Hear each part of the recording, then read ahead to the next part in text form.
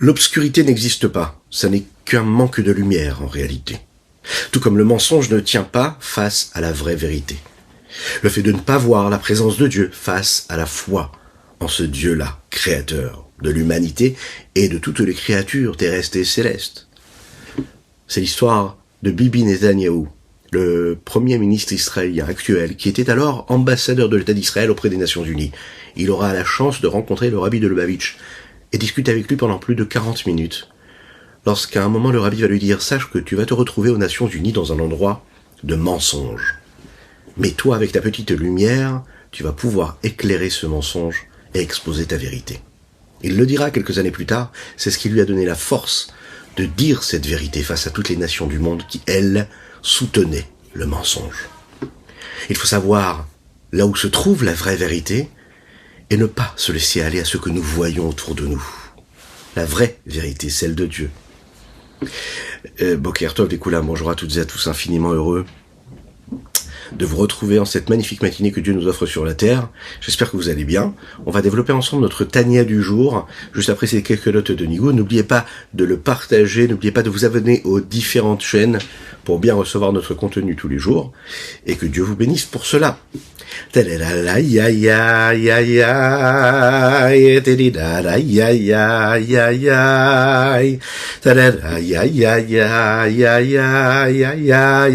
ay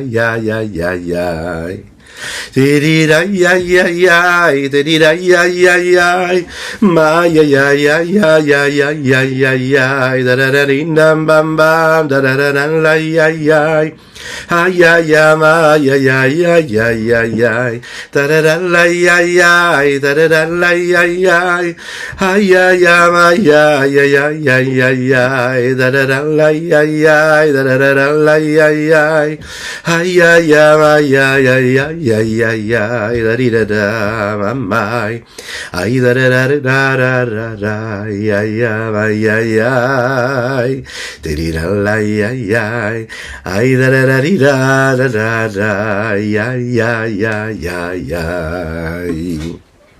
l'avons vu hier dans notre épisode précédent qu'il ne fallait pas trop écouter le Yetzer Hara, parce que le Yetzer Hara, le mauvais penchant, il est là justement pour trouver les bonnes excuses pour nous écarter, pour nous éloigner du bon chemin.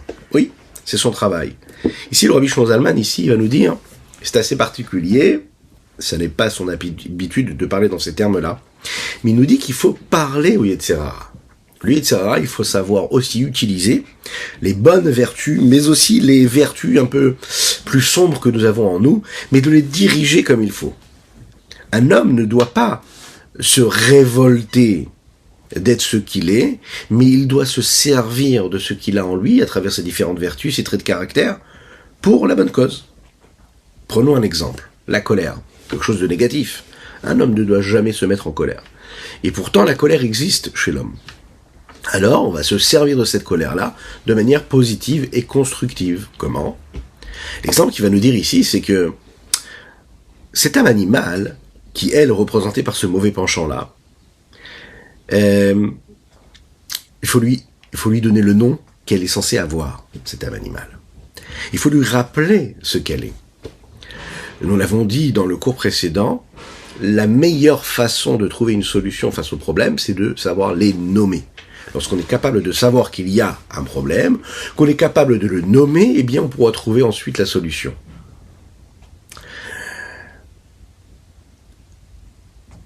Il faut savoir se mettre en colère contre le Yetzer Hara. Lorsqu'un homme fait un bilan sur les différentes étapes de son existence, de sa vie, de son évolution, il se rendra compte qu'il y a ces actes-là, ces actions-là qui n'ont pas de sens, qu'il a pu avoir ces préoccupations qui n'ont pas eu de sens, qui n'ont pas eu de valeur, mais qui ont été vécues sans aucune raison particulière.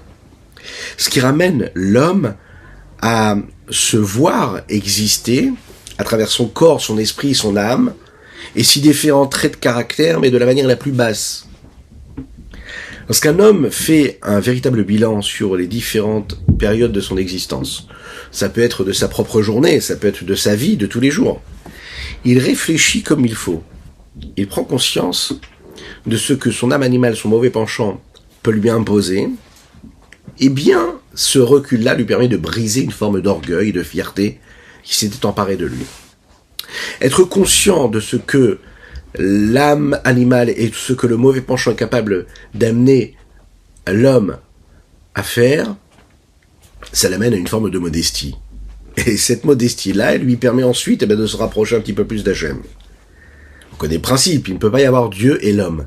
L'homme doit obligatoirement se mettre en retrait, si ce n'est d'exister que par Dieu, en étant celui qui a cette mission d'accomplir la volonté ici-bas de Dieu sur terre.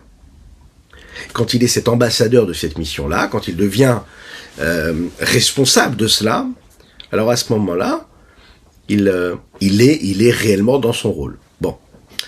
Alors, le fait d'être conscient de cela, ça l'amène à la modestie. La modestie, ça va briser donc l'orgueil qu'il a, son existence. Et quand il va briser quelque chose en lui, il va briser quoi? Cette carapace corporelle, cette âme animale, qui l'empêche d'exister pour ce qu'il est, à savoir diffuser la présence de Dieu ici-bas sur terre. Quand l'homme prend conscience de sa petitesse, alors il prend conscience de la chance qu'il peut avoir de s'associer à la plus belle des grandeurs, celle de Dieu. Parce qu'il est investi dans une véritable mission. Qu'est-ce qui lui permet de se comporter de cette façon-là?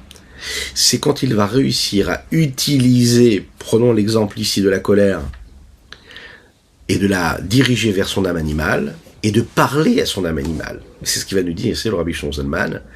Il faut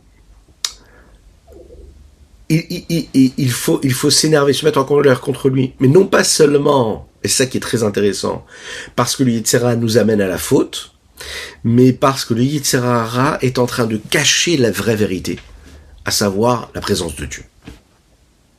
Ce qui nous dérange ici, et c'est ce que la Chassidoute vient nous développer et dévoiler, c'est l'obscurité et le mensonge dans lequel l'homme il peut se trouver.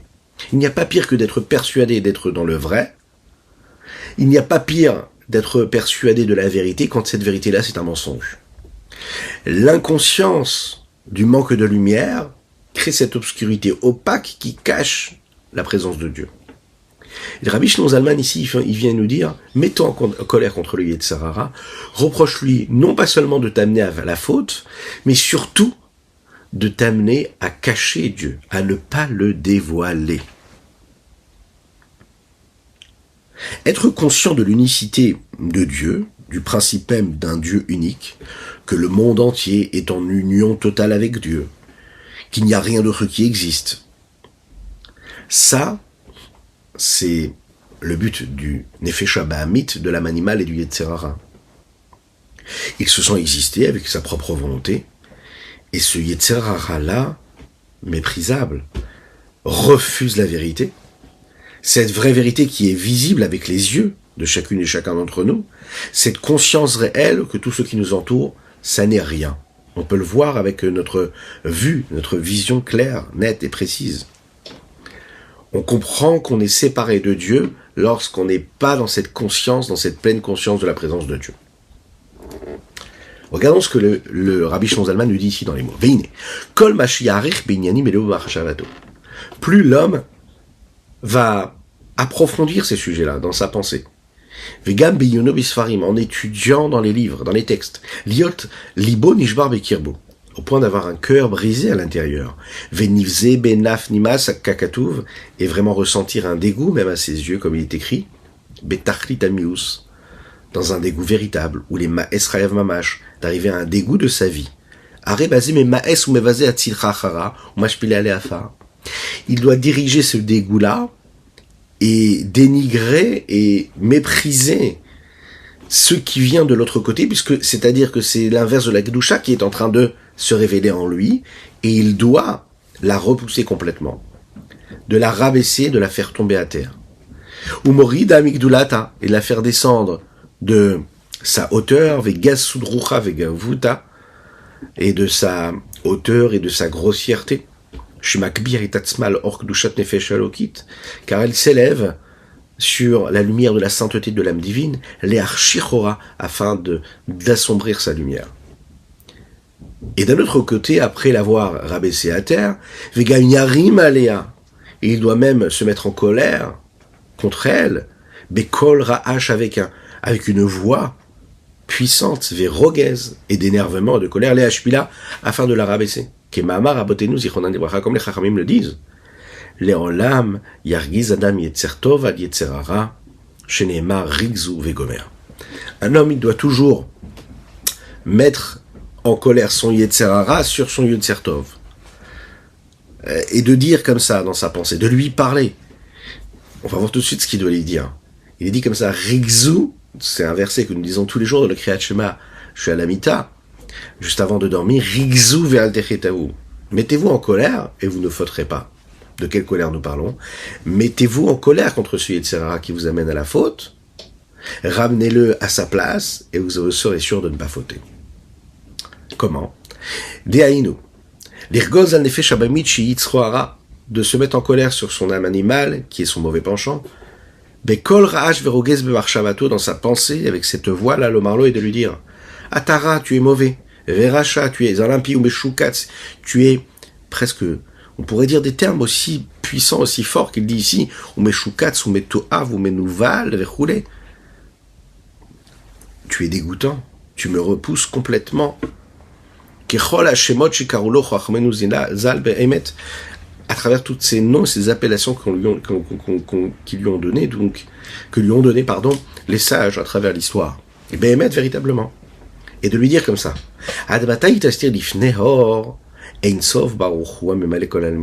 Jusqu'à quand tu vas cacher la présence d'Akadosh Baruch Hu, la lumière de l'infini, de sa béni soit-il. Hamemale kol almin, qui lui emplit tous les mondes. Hayaoveviye beshave, il était, il est et il sera de manière égale et constante. Gam bemakom ze she'ani, même dans cet endroit-là où je me trouve maintenant. Kemo she'aya or ensof Baruch Hu levado kodem shenivra olam. Cette lumière est là comme elle l'a été, cette lumière de l'infini, avant que le monde n'ait été créé. Beli shum shinouy, sans aucun changement. Comme il est dit, Hani Havaye Lo Shaniti, je suis Dieu et je n'ai pas changé. Pourquoi? Puisque Dieu est au-dessus du temps, et donc au-dessus même de toute notion de limite. Ça veut dire quoi? C'est-à-dire que Dieu dépasse les contingences et les limites que le temps et l'espace peuvent lui imposer, et puisqu'il est au-dessus de cela, alors Veata, toi le Yetzer Hara, Menouval Vechoulé, aussi repoussant que tu es,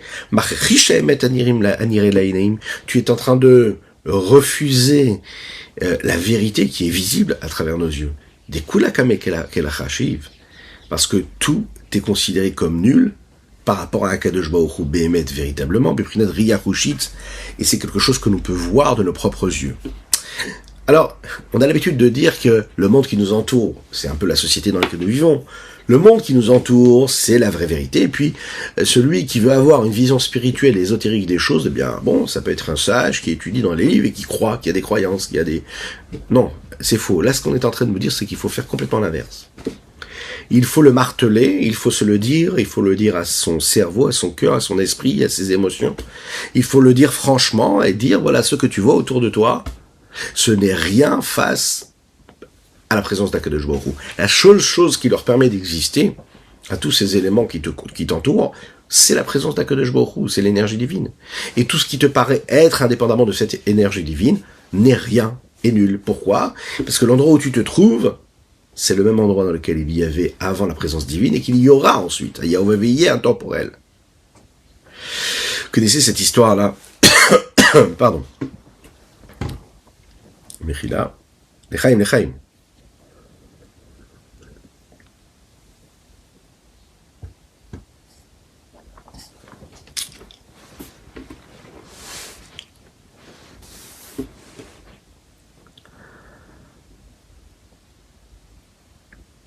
Cette anecdote où le rabbi Shneur Zalman, quand on lui a parlé, il a dit, quand il a montré le plafond, il a dit, moi ce que je vois, c'est pas le plafond, mais ce que je vois, c'est la parole d'Akadosh Baruch Hu, la parole de Dieu qui fait exister ce plafond-là.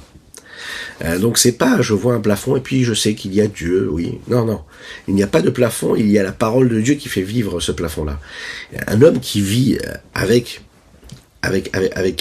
en permanence cette prise de conscience-là, il pense pas pareil, il parle pas pareil, il agit pas pareil du tout, du tout, ça c'est sûr. Parce qu'il n'est pas dans la même conscience. Il voit Dieu partout, à chaque moment de sa vie, dans tout. Le Morazaken, en fait, il est ainsi en train de nous donner de rappeler qu'il y a deux façons de briser cette présence-là du mauvais penchant qui nous amène à la faute, de cette âme animale. La première chose, c'est ce que nous avons vu dernièrement, c'est de faire le bilan de toutes ces choses négatives que nous avons pu commettre. La deuxième, c'est tout simplement de crier à ces pensées que nous avons et de lui dire à ce rachat, de lui parler franchement et de lui dire vraiment les choses. Les deux sont nécessaires.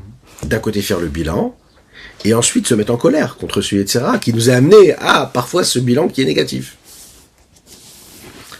Alors, ce qu'il est en train de nous dire ici, c'est qu'on n'a pas besoin d'attendre le mois de Elul là, pour faire Teshuvah. C'est un petit bilan qui peut être fait tous les jours, quotidiennement, à un moment de la journée. En général, ce qu'on conseille de faire, c'est de le faire en fin de journée, avant d'aller dormir, de façon à se réveiller comme il faut ensuite, comme un bon juif. Comme nous l'avons dit en introduction, cette obscurité n'a pas de présence, ce Yetzer Hara n'a pas de présence, si ce n'est d'être là pour nous rappeler qu'il est un manque de vérité, qu'il est un manque de lumière, qu'il est un manque de croyance et de foi en Dieu. Et nous, tout ce qu'on doit réussir à faire, c'est à le faire disparaître, avec un effort permanent. C'est sûr que quand on essaye de comparer cette conscience-là, l'un et l'autre, c'est sûr que le mal, en général, il nous apparaît beaucoup plus fort. C'est ça le paradoxe. C'est qu'on vit dans une vie où on nous demande de faire bien attention à ce mal-là qui s'impose, à ce mensonge qui nous apparaît comme étant la vérité. On vit selon des signes qui nous montrent quelque chose et on doit vivre avec une conscience de l'inverse. C'est la complication des choses. Maintenant, si on regarde bien un petit peu, chaque fois que la lumière apparaît face à de l'obscurité, on voit tout de suite que la lumière est beaucoup plus puissante que l'obscurité. De manière automatique, quand la lumière apparaît, l'obscurité disparaît.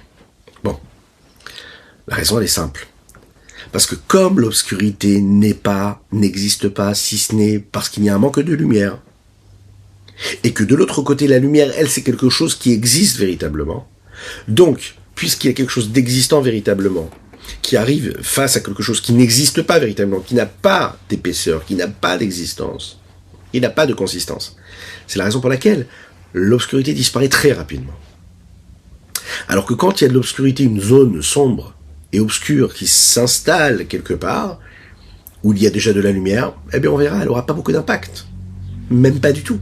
Si la lumière est là, vous êtes dans une pièce éclairée, et à l'extérieur, il fait une nuit sombre, vous ouvrez la fenêtre, vous ouvrez la porte, il n'y aura pas du tout de différence. C'est-à-dire qu'on verra l'obscurité à l'extérieur, qui sera un petit peu éclairée par la lumière qui vient de la pièce, et dans la pièce, il n'y aura pas du tout d'obscurité. Ça n'aura pas du tout d'impact. Parce que l'obscurité n'existe pas. Sinon, elle aurait de l'impact sur la lumière. Quand on passe déjà de cette différence qu'il y a entre la lumière et l'obscurité, on pourra voir aussi cette différence que l'on pourrait retrouver aussi entre la vérité et le mensonge. On a l'habitude de dire que le mensonge n'existe pas, le mensonge n'a pas de pied, il ne tient pas. La vérité vraie, elle, c'est celle qui perdure, celle qui continue à exister. Le mensonge va s'estomper, il s'en va très rapidement. Lorsqu'il y a par exemple des questions que nous avons face à la remise en question même, de la Emunah B'Hashem, de la foi en Dieu, ces questions-là, elles sont là parce que c'est l'homme qui se les pose, et non pas parce que il les face à la vraie vérité. Pourquoi est-ce qu'il se les pose? Oui, en effet, c'est l'homme qui se les pose, c'est parce que c'est sa propre personnalité, c'est sa grossièreté, c'est son jeu, c'est son moi qui veut s'imposer. Mais dès l'instant où il se met en retrait, il est face à l'immensité de la création du monde, de toutes les créatures, de la grandeur, de l'immensité de Dieu. Quand il est vraiment investi de cette prise de conscience, il ne se pose plus du tout de questions. Il ne cherche même plus à remettre en question cette existence. Il est dans la foi en Dieu, parce qu'il est conscient de sa grandeur. En fait, il suffit juste d'ouvrir les yeux. Donc c'est ce qu'on voit entre l'obscurité et la lumière, c'est ce qu'on voit entre la vérité et le mensonge, et c'est ce qu'on voit aussi entre le fait de renier la présence de Dieu et de voir la présence de Dieu. Maintenant, si on regarde concrètement, on va être honnête. Est-ce qu'à chaque fois où la vérité apparaît, directement, le mensonge disparaît? est-ce qu'à chaque fois où de la Gdusha, de la sainteté, de la présence de Dieu est en pleine conscience, oui, l'inverse disparaît, l'impureté disparaît. La vérité vraie, c'est que quand la Gdusha apparaît, quand la sainteté apparaît, on a quand même l'impression de voir de l'impureté être à côté, exister. La vérité, c'est que même quand on est dans la vérité vraie, dans la conscience de la présence de Dieu, on voit l'inverse autour de nous. C'est pas si évident. Donc le combat continue d'être là. Encore plus que cela, on sait que ce que nous appelons la klipa, l'écorce du monde qui est autour de nous, cette écorce-là, elle est puissante. On a beaucoup plus de facilité à se laisser aller à l'inverse de la sainteté qu'à se laisser prendre par la sainteté. C'est un combat de tous les jours, de chaque instant. Alors comment est-ce que l'obscurité, le mensonge peut avoir autant de force face à la vérité et à la lumière? Comment est-ce possible qu'il y ait un monde qui soit tellement contraire à la présence de Dieu si ce qu'on nous demande, c'est vraiment de faire ressortir cette présence de Dieu? C'est Dieu qui a créé le monde. Comment Dieu qui crée le monde, ce monde-là peut être, Olam HaSheker, un monde de mensonges qui nous envoie complètement l'inverse de ce que lui, il a fait quand il a créé? Alors la réponse, elle est simple. La réponse, elle est, c'est qu'Akadosh Baruch Hu, il a créé les deux, avec autant de force, avec autant de puissance, et la sainteté et l'impureté, et la vérité et le mensonge, et l'obscurité et la lumière. Mais ce qu'il nous demande, c'est justement d'être face à ce libre arbitre-là, non pas qu'on nous ait imposé quelque chose, mais qu'on ait le choix de se laisser emporter par le mensonge de l'obscurité, et qu'on fasse toujours le bon choix de choisir la lumière.